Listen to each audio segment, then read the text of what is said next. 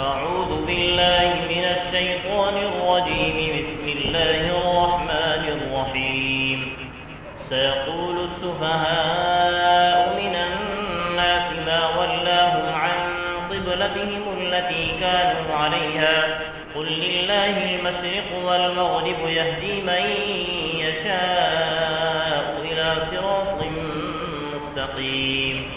وكذلك جعلناكم أمة وسطا لتكونوا شهداء على الناس ويكون الرسول عليكم شهيدا. وما جعلنا القبلة التي كنت عليها إلا لنعلم من يتبع الرسول ممن ينقلب على عقبيه وإن كانت لكبيرة إلا على الذين هدى الله وما كان الله ليضيع إيمانكم إن الله بالناس لرؤوف رحيم. قد نرى تقلب وجهك في السماء فلنولينك قبلة ترضاها فول وجهك شطر المسجد الحرام وحيث ما كنتم فولوا وجوهكم شطره وإن الذين أوتوا الكتاب ليعلمون أنه الحق من ربهم وما الله بغافل عما يعملون. ولئن أتيت الذين أوتوا الكتاب بكل آية ما تبعوا قبلتك وما أنت بتابع قبلتهم وما بعضهم بتابع قبلة بعض ولئن اتبعت أهواءهم من بعد ما جاءك من العلم إنك إذا لمن الظالمين. الذين آتيناهم الكتاب يعرفونه كما يعرفون أبناءهم وإن فريقا منهم ليكتمون الحق وهم يعلمون. الحق من ربك فلا تكونن من الممترين ولكل وجهة هو موليها فاستبقوا الخيرات أينما تكونوا يأتي بكم الله جميعا إن الله على كل شيء قدير. ومن حيث خرجت فول وجهك شطر المسجد الحرام وإنه للحق من ربك وما الله بغافل عما تعملون. ومن حيث خرجت فول وجهك شطر المسجد الحرام وحيث ما كنتم فولوا وجوهكم شطره لئلا يكون للناس عليكم حجة إلا الذين ظلموا منهم فلا تخشوهم واخشوني ولأتم نعمتي عليكم ولعلكم تهتدون. كما أرسلنا فيكم رسولا منكم يتلو عليكم آياتنا ويزكيكم ويعلمكم الكتاب والحكمة ويعلمكم ما لم تكونوا تعلمون. فاذكروني أذكركم واشكروا لي ولا تكفرون. يا أيها الذين آمنوا استعينوا بالصبر والصلاة إن الله مع الصابرين. ولا تقولوا لمن يقتل في سبيل الله أموات بل أحياء ولكن لا تشعرون. ولنبلونكم بشيء من الخوف والجوع ونقص من الأموال والأنفس والثمرات وبشر الصابرين الذين إذا أصابتهم مصيبة قالوا إنا لله وإنا إليه راجعون. أولئك عليهم صلوات من ربهم ورحمة وأولئك هم المهتدون. إن الصفا والمروة من شعائر الله فمن حج البيت أو اعتمر فلا جناح عليه أن يطوف بهما ومن تطوع خيرا فإن الله شاكر عليم. إن الذين يكتمون ما أنزلنا من البينات والهدى من بعد ما بيناه للناس في الكتاب ما بيناه للناس في الكتاب أولئك يلعنهم الله ويلعنهم اللاعنون إلا الذين تابوا وأصلحوا وبينوا فأولئك أتوب عليهم وأنا التواب الرحيم إن الذين كفروا وماتوا وهم كفار أولئك عليهم لعنة الله والملائكة والناس أجمعين خالدين فيها لا يخفف عنهم العذاب ولا هم ينظرون وإلهكم إله واحد لا إله إلا هو الرحمن الرحيم إن في خلق السماوات والأرض واختلاف الليل والنهار والفلك التي تجري في البحر بما ينفع الناس وما أنزل الله من السماء من ماء فأحيا به الأرض بعد موتها وبث فيها من كل دابة وتصريف الرياح والسحاب المسخر بين السماء والأرض لآيات لقوم يعقلون ومن الناس من يتخذ من دون الله أندادا يحبونهم كحب الله والذين آمنوا أشد حبا لله ولو يرى الذين ظلموا إذ يرون العذاب أن القوة لله جميعا وأن الله شديد العذاب إذ تبرأ الذين اتبعوا من الذين اتبعوا ورأوا العذاب وتقطعت بهم الأسباب وقال الذين اتبعوا لو أن لنا كرة فنتبرأ منهم كما تبرأوا منا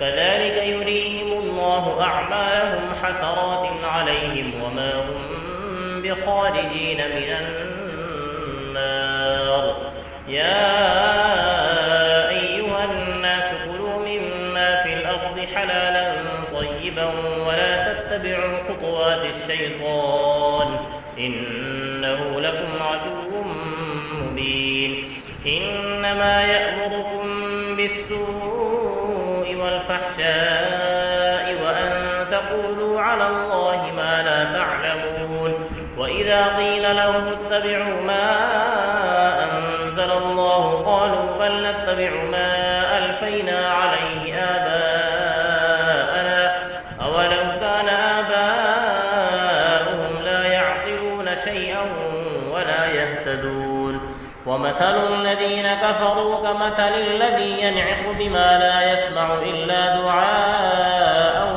ونداء صم بكم عمي فهم لا يعقلون يا أيها الذين آمنوا كلوا من طيبات ما رزقناكم واشكروا لله إن كنتم إياه تعبدون إنما حرم عليكم الميتة والدم ولحم الخنزير وما أهل به لغير الله فمن اضطر غير باغ ولا عاد فلا إثم عليه إن الله غفور رحيم إن الذين يكتمون ما أنزل الله من الكتاب ويشترون به ثمنا قليلا أولئك ما يأكلون في بطونهم إلا النار ولا يكلمهم الله يوم القيامة ولا يزكيهم ولهم عذاب أليم أولئك الذين اشتروا الضلالة بالهدى والعذاب بالمغفرة فما أصبرهم على النار ذلك بأن الله نزل الكتاب بالحق وإن الذين اختلفوا في الكتاب لفي شقاق بعيد ليس البر أن تولوا وجوهكم قبل المشرق والمغرب ولكن البر من آمن بالله واليوم الآخر والملائكة والكتاب والنبيين وآتى المال على حبه ذوي القربى واليتامى والمساكين وابن السبيل والسائلين وفي الرقاب وأقام الصلاة وآتى الزكاة والموفون بعهدهم إذا عاهدوا والصابرين في البأساء والضراء وحين البأس أولئك الذين صدقوا وأولئك هم المتقون. يا أيها الذين آمنوا كتب عليكم القصاص في القتلى الحر بالحر والعبد بالعبد والأنثى بالأنثى فمن عفي له من أخيه شيء فاتباع بالمعروف وأداء إليه بإحسان ذلك تخفيف من ربكم ورحمة فمن اعتدى بعد ذلك فله عذاب أليم. ولكم في القصاص حياة يا أولي الألباب لعلكم تتقون. كتب عليكم إذا حضر أحدكم الموت إن ترك خيرا الوصية للوالدين والأقربين بالمعروف حقا على المتقين. فمن بدله بعدما سمعه فإنما إثمه على الذين يبدلونه إن الله سميع عليم. فمن خاف من موص جنفا أو إثما فأصلح بينهم فلا إثم عليه إن الله غفور رحيم. يا أيها الذين آمنوا كتب عليكم الصيام كما كتب على الذين من قبلكم لعلكم تتقون أياما معدودات فمن كان منكم مريضا أو على سفر فعدة من أيام أخر وعلى الذين يطيقونه فدية طعام مسكين فمن تطوع خيرا فهو خير له وأن تصوموا خير لكم إن كنتم تعلمون.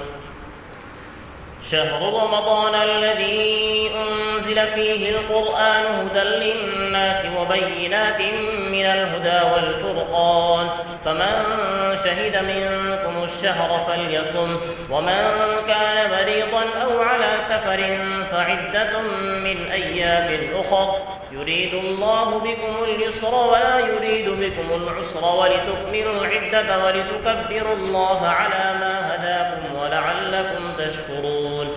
وإذا سألك عبادي عني فإني قريب أجيب دعوة الداع إذا دعاني فليستجيبوا لي وليؤمنوا بي لعلهم يرشدون.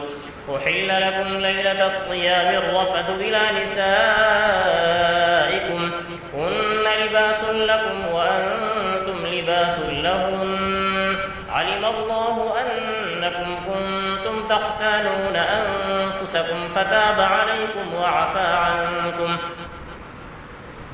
فالآن باشروهن وابتغوا ما كتب الله لكم وكلوا واشربوا حتى يتبين لكم الخيط الأبيض من الخيط الأسود من الفجر ثم أتموا الصيام إلى الليل ولا تباشروهن وأنتم عاكفون في المساجد تلك حدود الله فلا تقربوها كذلك يبين الله آياته للناس لعلهم يتقون. ولا تأكلوا أموالكم بينكم بالباطل وتدلوا بها إلى الحكام لتأكلوا فريقا من أموال الناس بالإثم وأنتم تعلمون. يسألونك عن الأهلة قل هي مواقيت للناس والحج وليس البر بأن تأتوا البيوت من ظهورها ولكن البر من اتقى وأتوا البيوت من أبوابها واتقوا الله لعلكم تفلحون. وقاتلوا في سبيل الله الذين يقاتلونكم ولا تعتدوا إن الله لا يحب المعتدين. واقتلوهم حيث ثقفتموهم وأخرجوهم من حيث أخرجوكم والفتنة أشد من القتل ولا تقاتلوهم عند عند المسجد الحرام حتى يقاتلوكم فيه، فإن قاتلوكم فاقتلوهم كذلك جزاء الكافرين، فإن انتهوا فإن الله غفور رحيم. وقاتلوهم حتى لا تكون فتنة ويكون الدين لله، فإن انتهوا فلا عدوان إلا على الظالمين.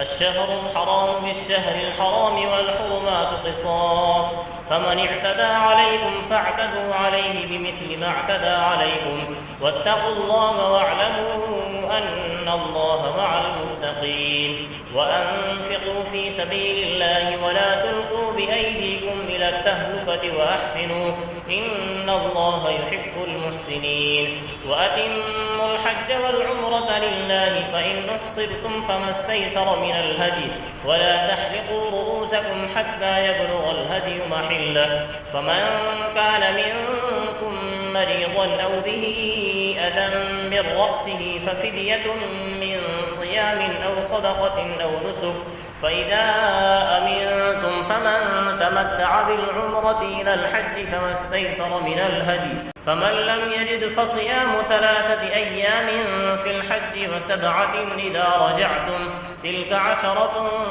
كاملة، ذلك لمن لم يكن أهله حاضر المسجد الحرام. واتقوا الله واعلموا أن الله شديد العقاب.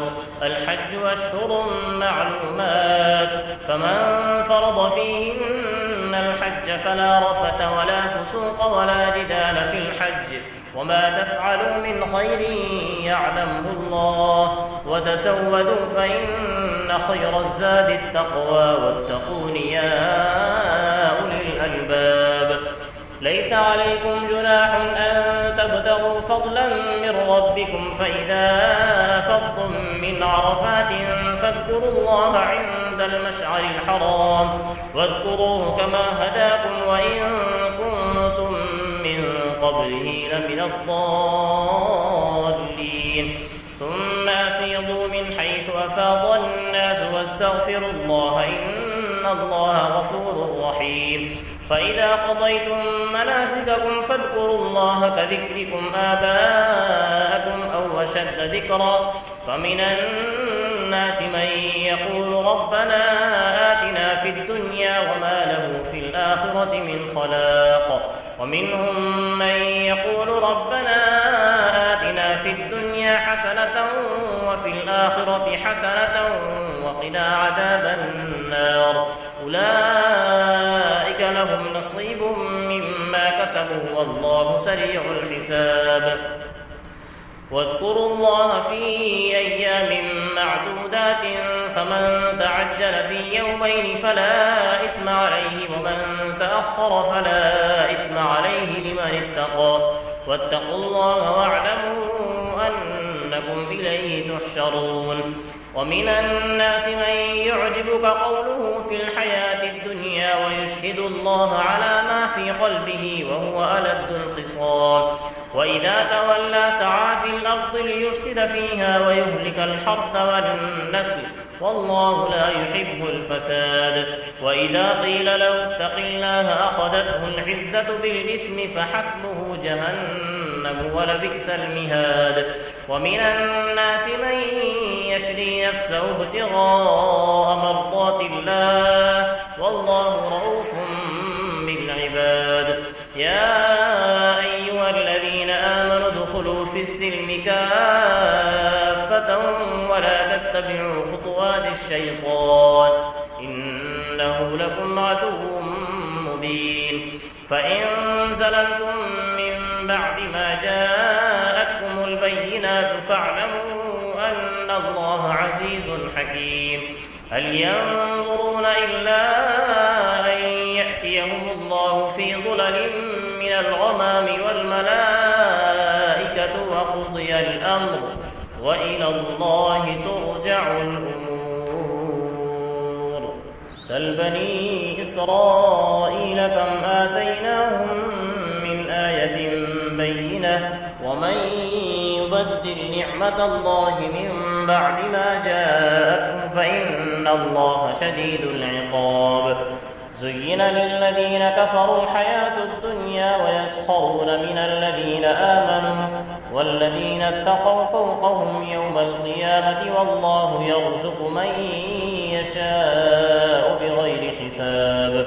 كان الناس أمة واحدة فبعث الله النبيين مبشرين ومنذرين وأنزل معهم الكتاب بالحق ليحكم بين الناس فيما اختلفوا فيه وما اختلف فيه إلا الذين أوتوه من بعد ما جاءتهم البينات بغيا بينهم فهدى الله الذين آمنوا لما اختلفوا فيه من الحق بإذنه والله يهدي من يشاء إلى صراط مستقيم.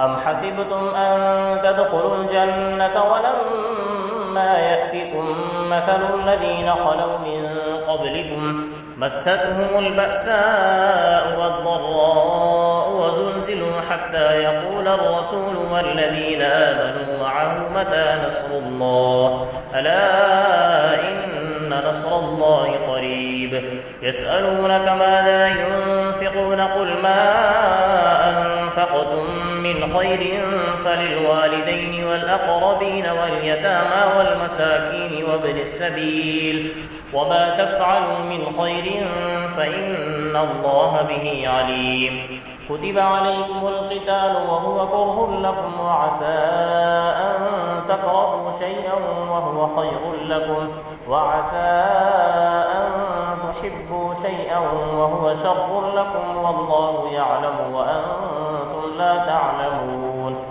يسألونك عن الشهر الحرام قتال فيه قل قتال فيه كبير وصد عن سبيل الله وكفر به والمسجد الحرام وإخراج أهله منه أكبر عند الله والفتنة أكبر من القتل ولا يزالون يقاتلونكم حتى يردوكم عن دينكم إن استطاعوا ومن يرتد منكم عن دينه فيمت وهو كافر فأولئك حبطت أعمالهم في الدنيا والآخرة وأولئك أصحاب النار هم فيها خالدون.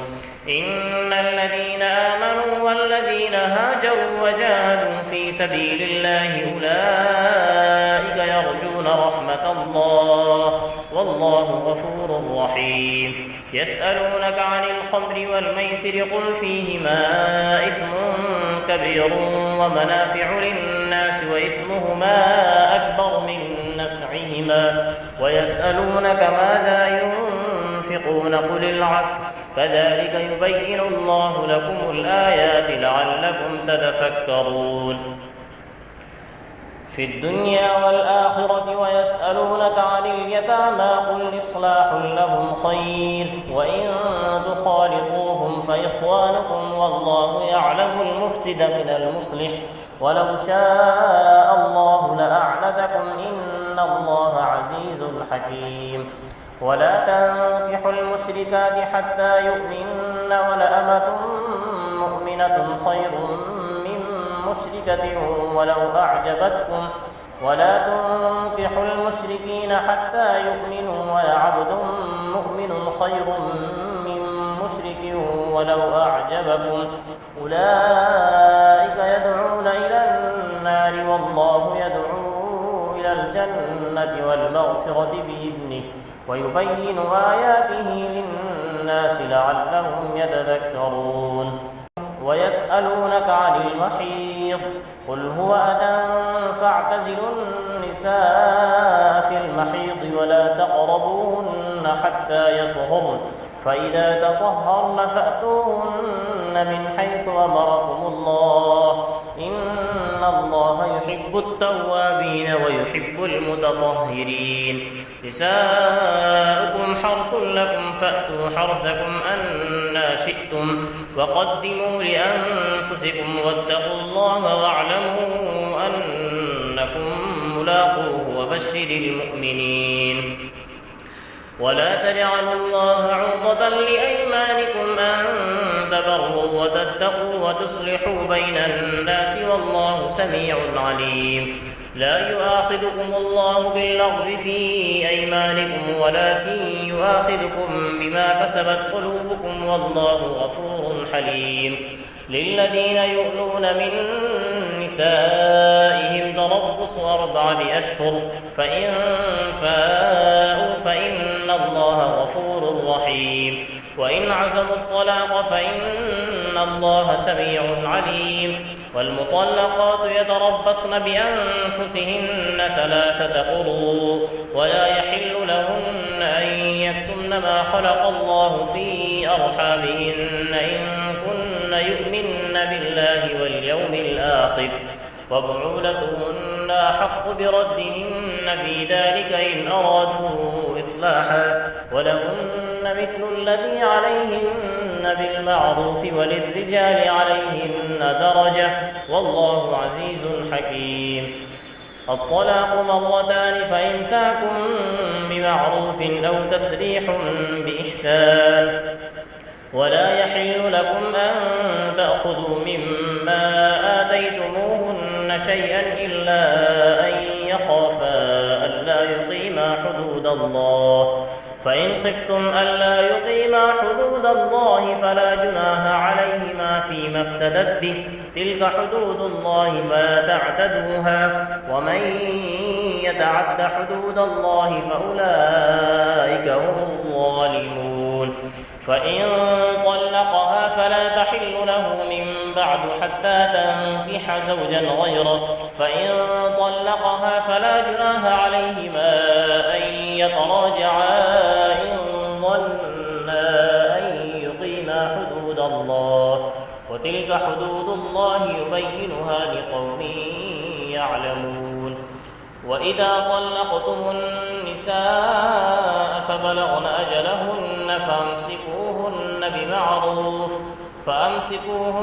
بمعروف أو سرحوهن بمعروف ولا تمسكوهن ضرارا لتعتدوا ومن يفعل ذلك فقد ظلم نفسه. ولا تتخذوا آيات الله هزوا واذكروا نعمة الله عليكم وما أنزل عليكم من الكتاب والحكمة يعظكم به واتقوا الله واعلموا أن الله بكل شيء عليم. وإذا طلقتم النساء فبلغن أجلهن فلا تعضلوهن أن ينكحن أزواجهن إذا تراضوا بينهم بالمعروف ذلك يوعظ به من كان منكم يؤمن بالله واليوم الآخر ذلكم أزكى لكم وأطهر والله يعلم وأنتم لا تعلمون. والوالدات يرضعن أولادهن حولين كاملين لمن أراد أن يتم الرضاعة وعلى المولود له رزقهن وكسوتهن بالمعروف لا تكلف نفس إلا وسعها لا تضار والدة بولدها ولا مولود له بولده وعلى الوارث مثل ذلك فإن أرادا فصالا عن تراض منهما وتشاور فلا جناح عليهما. وإن أردتم أن تسترضعوا أولادكم فلا جناح عليكم إذا سلمتم ما آتيتم بالمعروف واتقوا الله واعلموا أن الله بما تعملون بصير. والذين يتوفون منكم ويذرون أزواجا يتربصن بأنفسهن 4 أشهر و10 فإذا بلغن أجلهن فلا جناح عليكم فيما فعلن في أنفسهن بالمعروف والله بما تعملون خبير. ولا جناح عليكم فيما عرضتم به من خطبة النساء أو أكننتم في أنفسكم علم الله أنكم ستذكرونهن ولكن لا تواعدوهن سرا إلا أن تقولوا قولا معروفا ولا تعزموا عقدة النكاح حتى يبلغ الكتاب أجله واعلموا أن الله يعلم ما في أنفسكم فاحذروه واعلموا أن الله غفور حليم. لا جناح عليكم إن طلقتم النساء ما لم تمسوهن أو تفرضوا لهن فريضة ومتعوهن على الموسع قدره وعلى المقدر قدره متاعا بالمعروف حقا على المحسنين. وإن طلقتموهن من قبل أن تمسوهن وقد فرضتم لهن فريضة فنصف ما فرضتم إلا أن يعفون أو يعفو الذي بيده عقدة النكاح وأن تعفوا أقرب للتقوى ولا تنسوا الفضل بينكم إن الله بما تعملون بصير. حافظوا على الصلوات والصلاة الوسطى وقوموا لله قانتين. فإن خفتم فرجالا أو ركبانا فإذا أمنتم فاذكروا الله كما علمكم ما لم تكونوا تعلمون. والذين يتوفون منكم ويذرون أزواجا وصية لأزواجهم متاعا إلى الحول غير إخراج فإن خرجن فلا جناح عليكم فيما فعلن في أنفسهن من معروف والله عزيز حكيم. وللمطلقات متاع بالمعروف حقا على المتقين كذلك يبين الله لكم آياته لعلكم تعقلون. ألم تر إلى الذين خرجوا من ديارهم وهم ألوف حذر الموت فقال لهم الله موتوا ثم أحياهم إن الله لذو فضل على الناس ولكن أكثر الناس لا يشكرون. وقاتلوا في سبيل الله واعلموا أن الله سميع عليم. من ذا الذي يقرض الله قرضا حسنا فيضاعفه له أضعافا كثيرة والله يقبض ويبسط وإليه ترجعون. ألم تر إلى الملأ من بني إسرائيل من بعد موسى إذ قالوا لنبي له ابعث لنا ملكا نقاتل في سبيل الله قال هل عسيتم إن كتب عليكم القتال ألا تقاتلوا قالوا وما لنا ألا نقاتل في سبيل الله وقد أخرجنا من ديارنا وأبنائنا فلما كتب عليهم القتال تولوا إلا قليلا منهم والله عليم بالظالمين. وقال لهم نبيهم إن الله قد بعث لكم طالوت ملكا قالوا أنى يكون له الملك علينا ونحن أحق بالملك منه ولم يؤت سعة من المال قال إن الله اصطفاه عليكم وزاده بسطة في العلم والجسم والله يؤتي ملكه من يشاء والله واسع عليم. وقال لهم نبيهم إن آية ملكه أن يأتيكم التابوت فيه سكينة من ربكم وبقية مما ترك آل موسى وآل هارون تحمله الملائكة إن في ذلك لآية لكم إن كنتم مؤمنين. فلما فصل طالوت بالجنود قال إن الله مبتليكم بنهر فمن شرب منه فليس مني ومن لم يطعمه فإنه مني إلا من اغترف غرفة بيده فشربوا منه إلا قليلا منهم فلما جاوزه هو والذين آمنوا معه قالوا لا طاقة لنا اليوم بجالوت وجنوده قال الذين يظنون أنهم ملاقو الله كم من فئة قليلة غلبت فئة كثيرة بإذن الله والله مع الصابرين. ولما برزوا لجالوت وجنوده قالوا ربنا أفرغ علينا صبرا وثبت أقدامنا وانصرنا على القوم الكافرين فهزموهم بإذن الله وقتل داود جالوت وآتاه الله الملك والحكمة وعلمه مما يشاء ولولا دفع الله الناس بعضهم ببعض لفسدت الأرض ولكن الله ذو فضل على العالمين تلك آيات الله نتلوها عليك بالحق وإنك لمن المرسلين صدق الله العظيم.